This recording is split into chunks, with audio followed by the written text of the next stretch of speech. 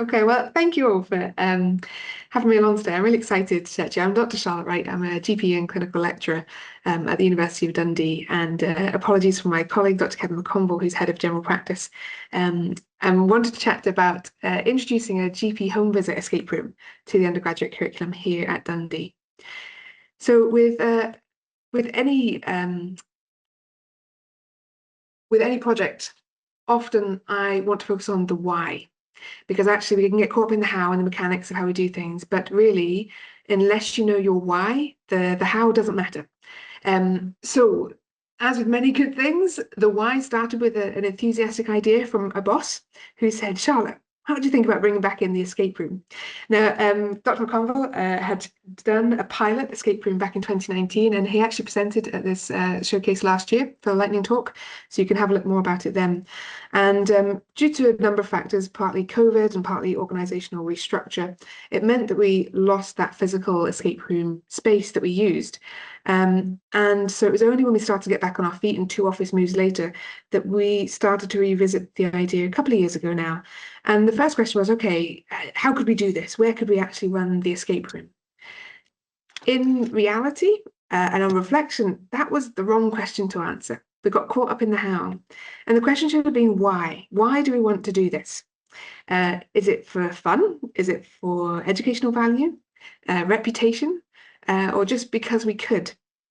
And so for me, began an 8-month journey with a deep dive into literature on serious games and escape rooms, and actually trying to reconcile the various opinions and motivators within the team to try and create something meaningful. We had one senior member of the team who wanted to do something fun for students and to raise the profile of the general practice department within the MBCHB, which is our undergraduate medical curriculum. Another one really didn't like the idea of fun. A self-professed pedant said that, fun can just be gimmicky. And actually, unless you could prove the educational value, then what was the point in going ahead? Now, my main role within the GP team is as the Year 3 academic lead for the general practice undergraduate curriculum.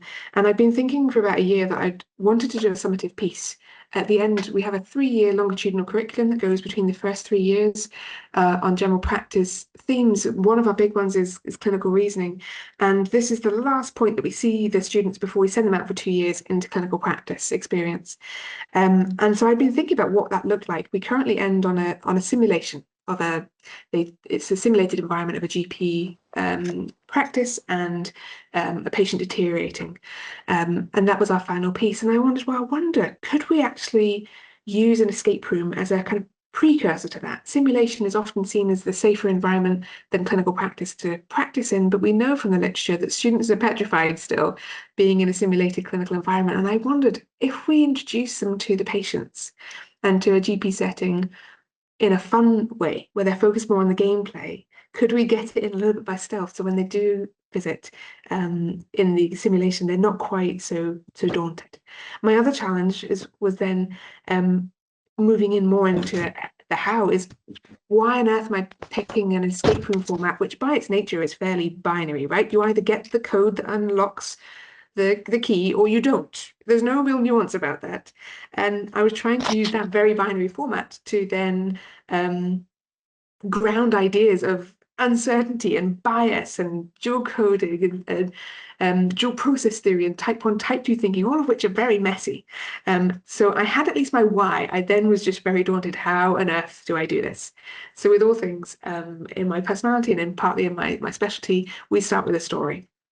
And so thanks to some AI programming to generate this. This is the Baxter family. You've got Joe and Jean who are in their 60s, Andrea, their daughter, and grandson JJ. Now, I have about 250 students in each year, and I needed to get them through a physical escape room in the space of 8 days over 2 weeks. And yes, that was as daunting as it sounded. So I was planning to run 2 rooms simultaneously with the same scenario, except in one room, due to the mannequins we had on offer, it was Joe, and one room it was Jean. And they were widows who'd moved up to help their daughter to look after with childcare, but had been unwell for the last 3 days. And Andrea, their daughter, had called up asking for a GP, so that's a family medicine doctor, to do a visit at home, which is quite common practice here in the UK for people that aren't able to come in to the clinic. And we set that up as as the part of the story, and the students were going to be following a GP that they had had a story and narrative with throughout the whole year, a fictional GP who they'd been following through the life of the GP, and this was going to be them going out on the home visit with the GP. So we had a bit of a story, and this was the same patient they then see 2 weeks later who's deteriorating. So next we had to find the space. Now, obviously we're talking about physical space, but it's worth mentioning here that actually finding space in an already packed curriculum was a really important part of that, and getting buy-in from our senior management.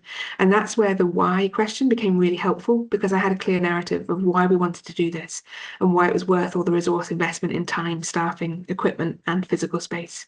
So this is one of the rooms. This is Jean's room with a very scary lifelike mannequin there on the bed. This is set up as her bedroom, and you'll see at the end center of the focus of the photo there is the door through to the next room where JJ is. Then we have amazingly 2 rooms parallel side by side, with a control room, teaching room just further up the corridor, so we can watch live on videos with audio and how the students are getting on. In terms of creating the escape, I am a child of the 90s who loved the kind of Crystal Ways challenges. I'd only actually done 2 escape rooms, commercial escape rooms, before setting up this one. But I really wanted to give a lot of time into actually the gameplay of it, to try and get more of that immersive effect that worked well. We did a lot of pilots and trialing out. There are 2 pathways there. The focus for the students is on the sick patient, which is Jean or Joe. And they have to find hidden keys in the room, in clocks and in lighters, and UV codes on the walls and things, but to also unlock some kind of high fidelity items. So they're using these codes and locks to unlock the doctor's bag, which gives them their equipment to work out the vital signs. So the observations, the blood pressure, the temperature, and that gives them some clues about what will be going on medically with the patient. And then they get given a differential diagnosis list, and again, that unlocks it. But for the kind of student that was more situationally aware and curious, which is what I wanted to kind of see, they may have picked up that JJ was unwell, and they were told that Andrea was in the house and could speak to them about mum or dad, but she was waiting on a call back because her son was unwell, and actually he's unwell with meningitis. So in that previous photo, if I just flip back, you'll see there's a sound timer on the door.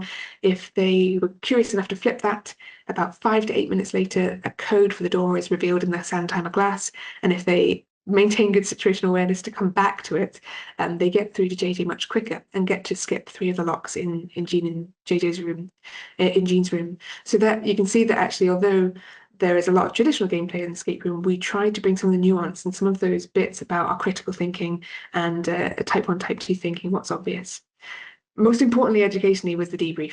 And this is facilitated by the faculty. So there's 2 faculty for each of those sessions. And that is where we try and draw out some of the themes that we've noticed for each of those groups.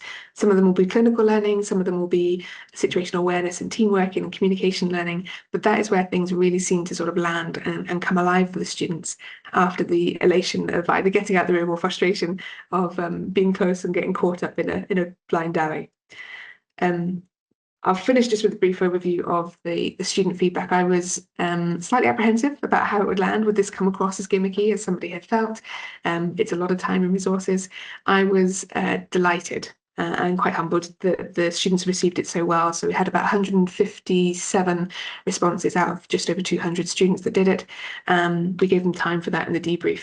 And all of these categories on the Likert were all above 90% strongly agree or agree. So 97% strongly agreed or agreed that it was a fun experience, and 92% strongly agreed or agreed that it was relevant to their clinical learning. And that for me was really important. I really wanted to focus on the clinical aspect. GP is often seen as a bit of a soft, fluffy subject on, the soft skills and non-technical skills, but for it to be seen as important for their clinical learning around pneumonia, COPD, and meningitis was really important for me. 2% thought it was helpful for their team working and communication skills, and 91% for the practice, time management, and prioritization under pressure. Obviously, there's lots of challenges and much more to that, but within the time constraints, I just hope that's given you a flavour, and be delighted to take any questions you have once the other 2 presentations are concluded. So thank you very much for your time.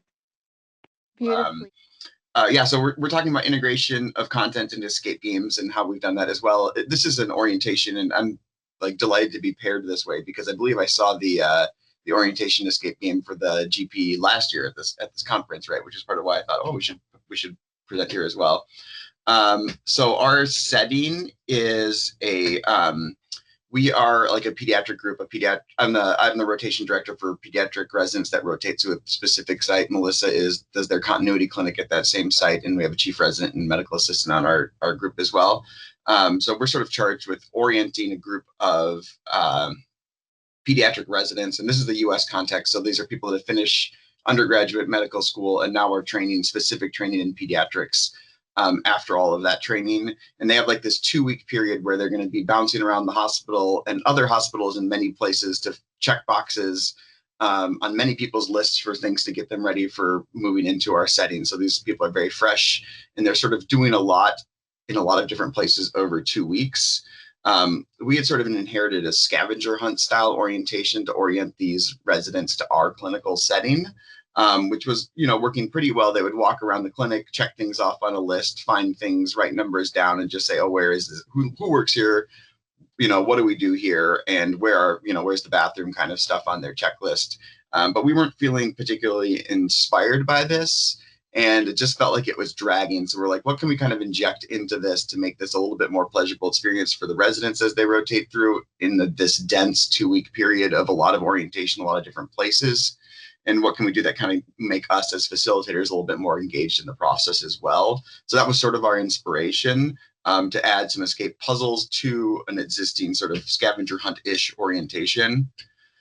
The puzzles are all sort of breaking into existing locks in the clinical setting. So clinic is running. We've got 4 groups of 4 to 5 residents that we're rotating through the clinic.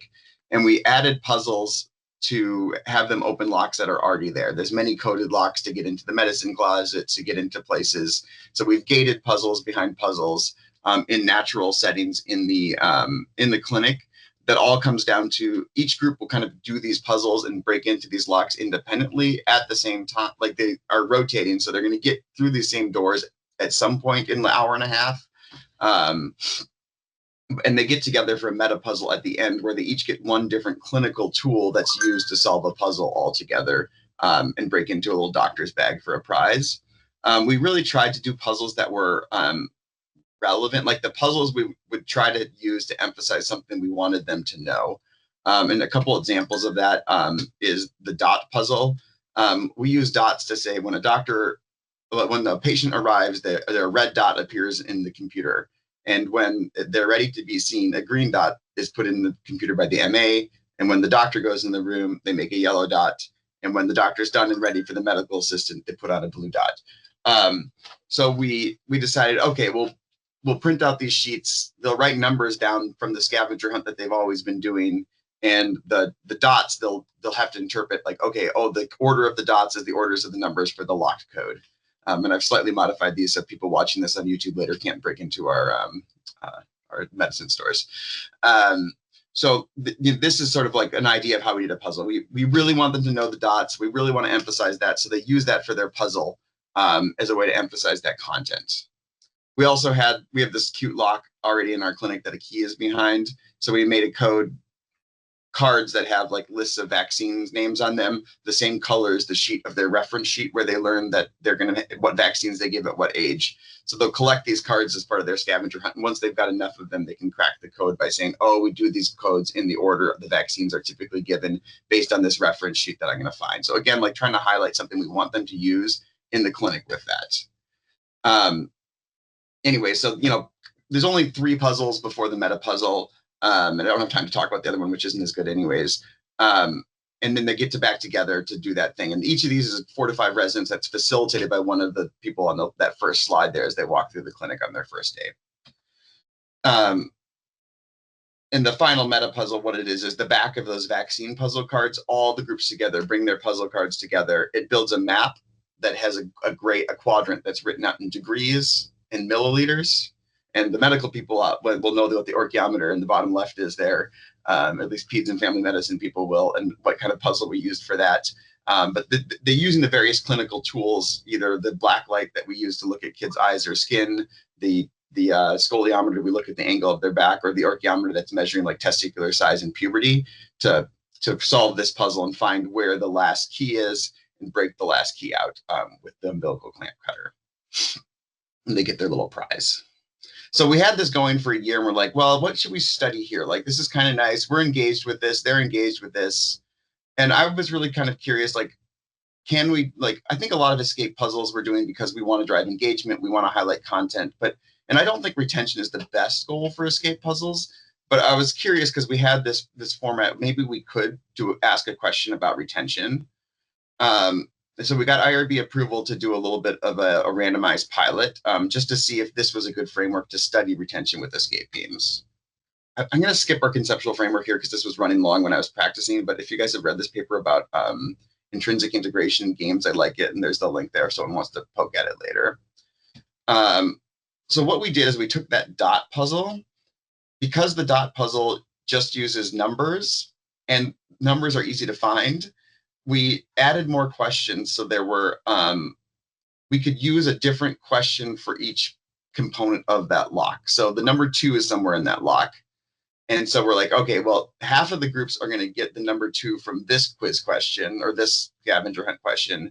And the other half are going to get that number 2 from a different question. They're all going to write these numbers down, but just them having to re-access that and think about that when they're doing the puzzle at the end of the, or like midway through the game, is that going to emphasize that content for them so they remember it better? It's not the strongest integration. It's not like what I'd really love to do with an escape puzzle, but it's something that was randomizable. So we're like, okay, let's try that and let's see if that makes any difference. So half the groups would get the number 2 from one question, half the groups would get number 2 from a different question. Let's see, when we ask them these questions at the end of the game, do they have better memories of one or the other? And we did an 8-question post-test because there's four numbers in that lock to say, hey, how do they do on remembering those 8 numbers, depending on if they got it as part of their puzzle or if they just got it as part of their scavenger hunt. We had 19 people do it last year when we ran it. 15 of them opted into doing the post assessment with us. And we found very similar numbers, like the puzzle integrated questions and the control questions that were there, just in gross total numbers were very similar. Actually, the puzzle numbers they did a little bit worse on. And I talked to a statistician. We couldn't really compare this easily because it's the same people answering questions, like the same person participates in multiple ways. This makes it tricky. We could do it on a question by question basis. And looking at those numbers was actually quite fascinating. So again, blue is the things in the puzzle and gray is the control. Almost all of them are very similar. And the bulk of our discrepancy is all from one question. And when we looked even closer at that, we found out that one of the groups was given the wrong information as they rotated through the stations. And so they actually retained perfectly the incorrect information that they were given. So it was unfortunate. And it was puzzle integrated one. So somehow they got through the puzzle despite having the wrong number initially. So I think we probably helped them out on that puzzle as well, or one of the other groups might have helped them out. So it was an interesting finding. I think overall, it was not a promising pilot that this is something that's this degree of like very light integration of the numbers is going to be driving retention very well. But I'm glad to have checked it. We asked a couple other questions just for fun. We asked them one thing you learned to say, oh, let's see what they say and see if they highlight puzzle content or not. And it did seem like it. 4 of the people said like a specific number from a puzzle that they used during the process, like when you give the measles vaccine or what age we give the developmental screener. Lots of people made general statements like, oh, I know that Rebecca's up front, and 4 mentioned specific tools. So that like that meta puzzle where they used the hands-on part was memorable for them. And only 2 people mentioned like really specific, not like specific content that was not in a puzzle for them, like a vaccine that was not in the vaccine puzzle or a number that was not in their group's puzzle. So maybe a little light hint that the escape game is highlighting content for people. We also asked them, hey, should we shorten this by 15 minutes? Because that's about how much puzzle time they're doing, or do it the same way next year. We got a little bit of a mixed result there. 87% said keep going with it. I wanted like kind of a fair question as opposed to like, do you like this? Like people, I don't know, we'll see what they say. But so we'll probably do the puzzle again next year because I want to. And I think from the pilot, I would conclude like this is maybe not a, with a bigger number, who knows? But like it doesn't feel like a super promising framework to study this question. I think we need better, stronger integration. to really drive retention than this. I do think the escape game stuff does highlight content for people for better or worse. People are coming back months and months later to rotate through our site, and I do like to ask them, like, "Oh, hey, do you remember the game?" And they do remember the tools they use more than anything. And I think that one group screwing up, or we screwed up for that one group, is again highlighting the importance of debrief on these sorts of activities whenever you're using kind of game-based learning or puzzle-based learning in this case. I threw my email there at the end if people want to connect with me outside, and we have like sort of a game in medicine research group that has a web page there if you guys want to connect about that or do stuff at future conferences or whatever that I put a link to as well. And anyways, yeah, thank you for letting me present here. This is a fun conference. All right, everyone. My name is not Laura, but so this might be slightly jarring, but I'm Lara's co-presenter. My name is Maddie. So sorry. No worries, no worries. I know you mentioned me earlier, so I don't feel left out at all. So no worries. But welcome to our session. We're actually going to, I think, be able to expand rather nicely on the two sessions that have come before us. As I said, my name is Maddie. I'm joined by my colleague Lara. She waits. You'll hear from her in a little bit. But we are escape room designers, and given that this is a lightning talk, you all saw how short they are. So really hoping to dive into a discussion about why we think, honestly, leaning into experiential learning will help to address some of the questions in some of the larger barriers that we've honestly heard about already today. We're going to give you a really high level. We designed escape rooms for years at this point in time, and over those years, our process has iterated quite a bit. None of this will be surprising to the folks in the room, and especially our fellow designers and our colleagues in escape room design. So purpose is really a big part and core of what we do. We're going to talk about that primarily today, so hence the star. But we also have really developed, honestly, what we think is 5 major buckets: character, puzzle, situation, and story. We unfortunately won't have time to really talk about the nuances of why we separated escape room design into these 5 things specifically. We know that there's a whole lot of other nuance, including things like measurements, the actual practical how-tos and implementation. But these, in our opinion, are really 5 key stages or phases.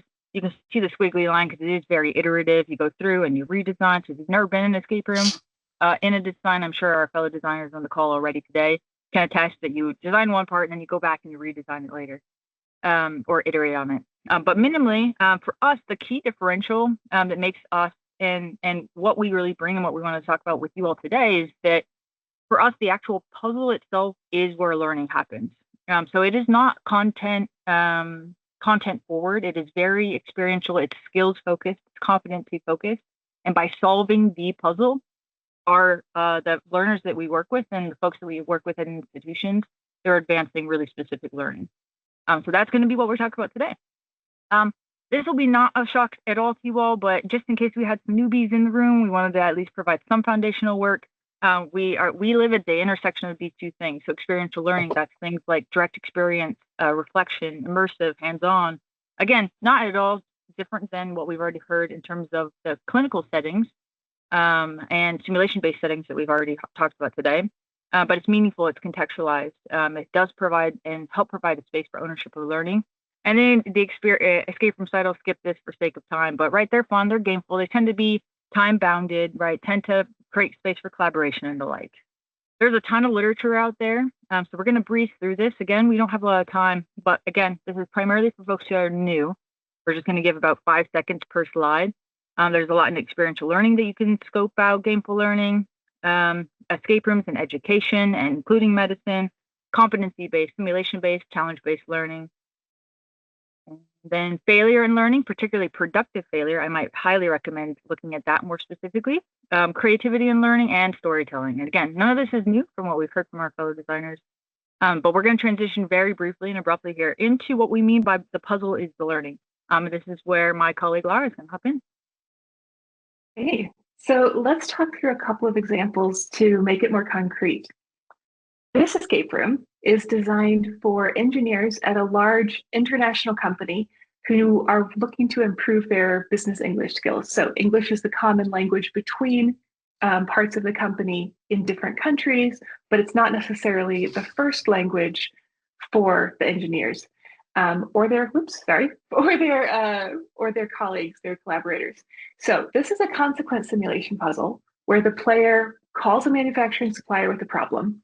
They choose what to say, and their choices determine how the supplier responds and how successful the conversation is. So if you're combative, the supplier gets defensive. And if you don't like the way the conversation is going, we've built in these remediation loops that allow the player to course correct. So the important thing here is that the puzzle requires players to practice the specific communication competencies that we want them to learn in order to solve the puzzle. So it's all tied up together. By contrast, throw it back to Maddie. Yeah, and this again, for those who have designed, will be a common plight, right? But there are a lot of puzzle types out there. If you were to search on the internet, just hey, name puzzle types, you'll get over 300. There's a lot that exists in the world. This is a word scramble, and so it's a non-experiential puzzle. We don't want to say it's a bad puzzle, but it's not experiential.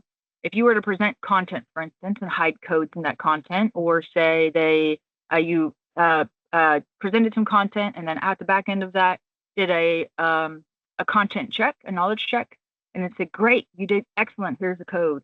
And then together those three things somehow related to, let's say, this word scramble. And this word scramble, if you're a puzzle person, you'll probably already be sorting out what these words are in your mind, and I love that about you. But the clue here ends up being RPP.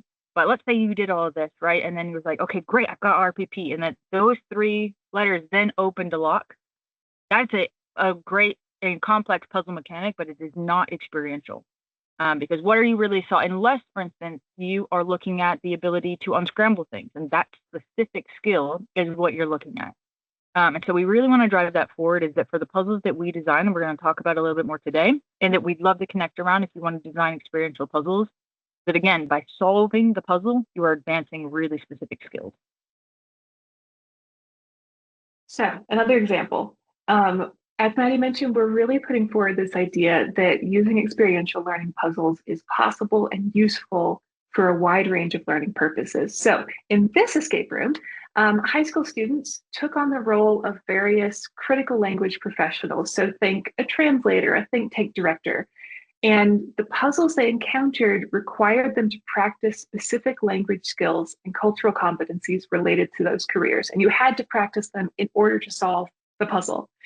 As for something a little more technical, we're currently designing a statistics escape room for undergraduate business students. So we're taking, I keep scrolling on the wrong screen, my apologies.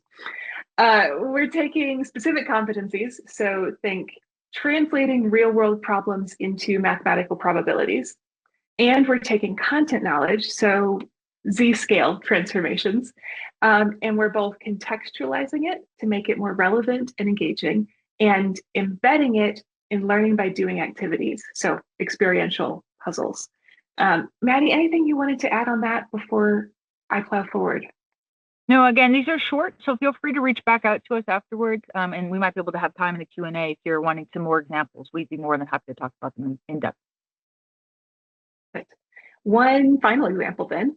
We're also polishing up an escape room for master's students about maritime logistics. So this is a combination of very specific forecasting competencies and decision-making skills. So we've created a series of puzzles that require working with data in increasingly and building on each other, increasingly complex ways, and then using that data to make decisions about an uncertain future. So forecasting what's going to happen, making decisions with varying consequences.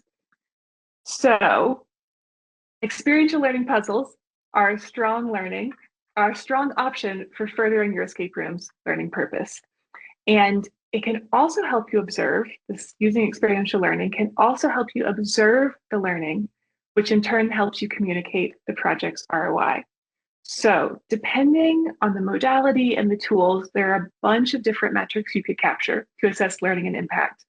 For the statistics escape room in particular, here are some of the metrics we could use, but we won't use all of them. We're using a combination of learner pathways, puzzle responses, completion metrics, student debrief, which was a key theme from previous presentations, and faculty observations.